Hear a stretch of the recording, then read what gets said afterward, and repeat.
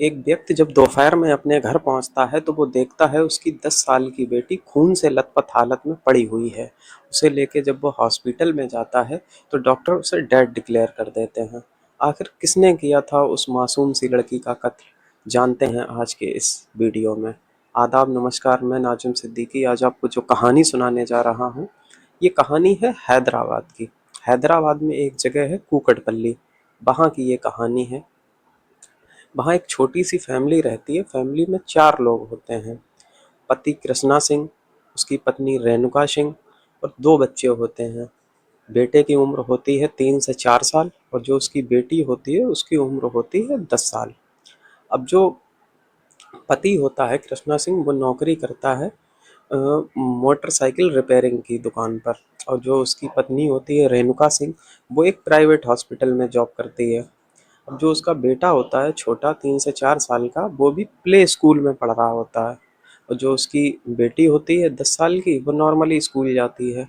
अब एक दिन होता ये है कि उसकी जो बेटी होती है 10 साल की, वो किसी कारण से स्कूल नहीं जाती है और उसका जो छोटा बेटा होता है वो स्कूल जाता है। तो वो दोनों लोग पति और पत्नी अपने अपने काम पर जाने से पहले अपनी बेटी को कहते हैं कि आज तुम स्कूल तो जाओगी नहीं, तो तुम दोपहर में लंच कर लेना और अपने छोटे भाई को भी लंच दे आना स्कूल में जाकर। वो सहमति में सर हिलाती है। वो दोनों अपने अपने काम से चले जाते हैं और घर में बसती है वो बेटी 10 साल की। अब जब दोपहर होती है तो कृष्णा सिंह के पास स्कूल से कॉल पहुंचती है कि आपके बेटे के लिए आज लंच नहीं आया है, वो भूखा है, कहो तो मैं इसे अपने पास से कुछ खिला दूं, लेकिन आप अपने घर पे पता कर लीजिएगा कि आज बेटे के लिए लंच क्यों नहीं आया है। तो उसके बाद वो सोचता है कि बेटी को तो लंच दे के आना चाहिए था, लेकिन ऐसा उसने नहीं किया। तो वो फ़ोन करता है अपने घर पे। उसके घर पे एक फ़ोन होता है। वो अपने घर पे बेटी के पास फ़ोन करता है। एक बार बेल जाती है तो वो फ़ोन नहीं उठाती है। इसके बाद वो दूसरी बार कॉल करता है, उसकी बेटी फिर भी फ़ोन नहीं उठाती है। तो वो कुछ परेशान होता है, सोचता है पता नहीं क्या हुआ होगा, बेटी अभी छोटी है। वो अपने घर पे पहुंच जाता है। जब घर पे पहुंचता है तो घर का मंजर कुछ अजीब ही होता है। उसकी 10 साल की बेटी खून से लथपथ हालत में पड़ी हुई होती है। वो तुरंत उसे हॉस्पिटल में लेके जाता है, एक उम्मीद में कि शायद मेरी बेटी बच जाए, लेकिन वहाँ डॉक्टर उसे डेड डिक्लेयर कर देते हैं। अब होता ये है, उसकी बॉडी पोस्टमार्टम के लिए भेज दी जाती है। उसके बाद जब वो घर में पहुंचता है तो जब चीखता चिल्लाता है अपनी बेटी को देखकर, तो मोहल्ले पड़ोस के बहुत सारे लोग इकट्ठे हो जाते हैं।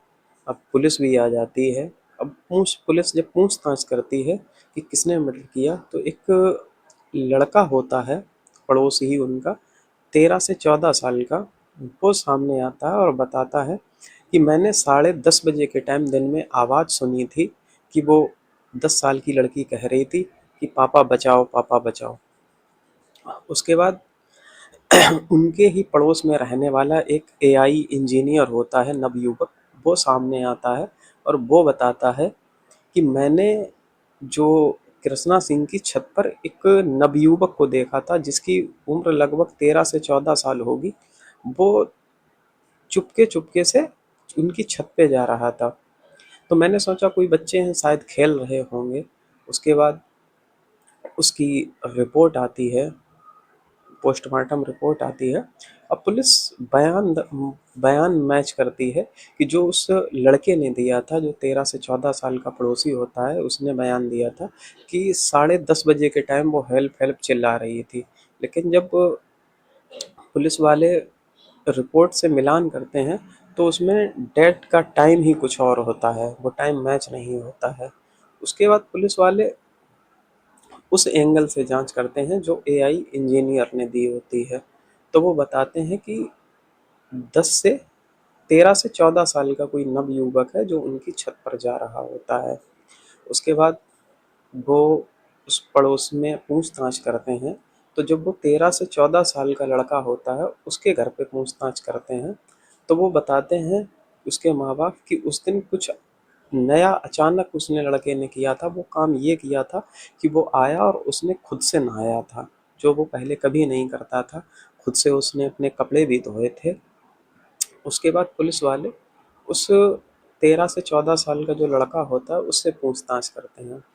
वो उससे कहते हैं कि तुमने जो बताया है कि 10:30 बजे के टाइम तुमने आवाज़ सुनी कि वो लड़की बचाओ पापा कह रही है, लेकिन तुम तो उस टाइम स्कूल गए थे तो तुमने ये आवाज़ कहाँ से सुन ली? तो वो बताता है कि उस दिन मैं जल्दी घर आ गया था। अब पुलिस वाले जब उस लड़के के स्कूल जाते हैं तो पता लगता है कि वो लड़का स्कूल गया ही नहीं। उसके बाद पुलिस वाले उससे पूछताछ करते हैं, लेकिन वो कुछ बताता नहीं है।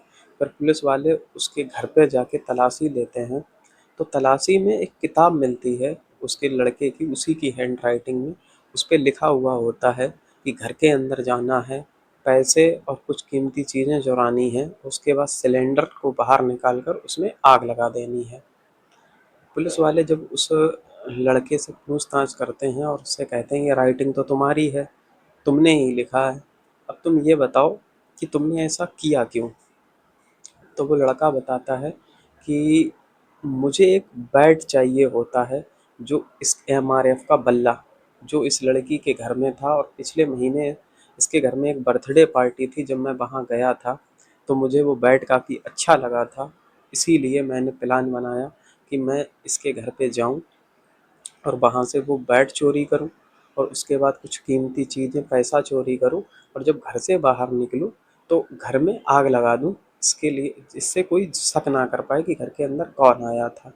तो वो बताता है कि मेरा पूरा प्लान फेल हो गया। वो प्लान इसलिए फेल हो गया कि जब मैं घर के अंदर गया तो मैंने देखा कि 10 साल की लड़की घर पे बैठी टीवी देख रही थी।